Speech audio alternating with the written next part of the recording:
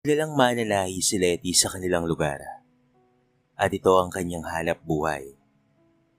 Ang kanyang asawa naman na si Sunny ay pa-extra-extra lamang ng kung ano-anong pwedeng matrabaho at pagkakitaan.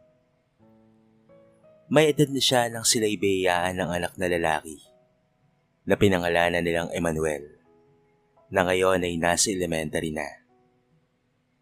Isang araw, "Eman anak, pakihatid mo muna kina Maring Beth itong pinatahi niyang uniforme ng kanyang anak na si Lani."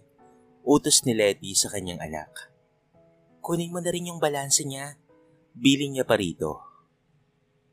"Ano ba yan, Nay? Ang aga-aga, utos ka ng utos ka agad."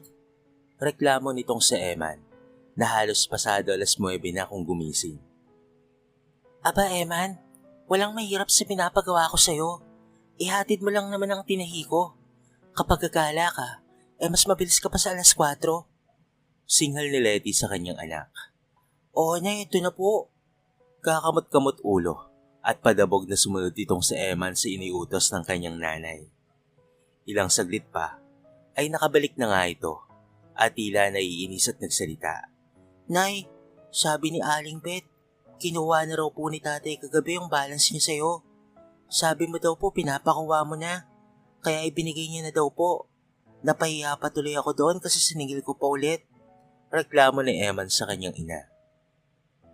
"Ay nako, ang tatay mo talaga. Kaya pala lasing na naman kagabi. Ipinang-inom na naman ang kakarampot kong kinita." Naiusal na lamang ni Letty sa kanyang sarili. "O siya, sige na, mag-asikaso ka na sa pagpasok mo. Magtatanghali na. Baka malate ka na naman." Soy-soy ni Letty sa kanyang anak. Nay, pwede po bang hindi na po muna ako pumasok ngayon? Tinatamad po kasi ako eh." Pakiusap ni Eman sa kanyang ina. "Ano? Anong hindi papasok? Ako Emmanuel tigil-tigilan mo nga ako sa katamaran mo. Baka akala mo na hindi ko alam na madalas kang mag-cutting classes. Umaalis ka dito sa bahay at ang buong akala ko nasa eskwelahan ka at nag-aaral. Yun pala, naroon ka sa computer shop at naglalaro lang.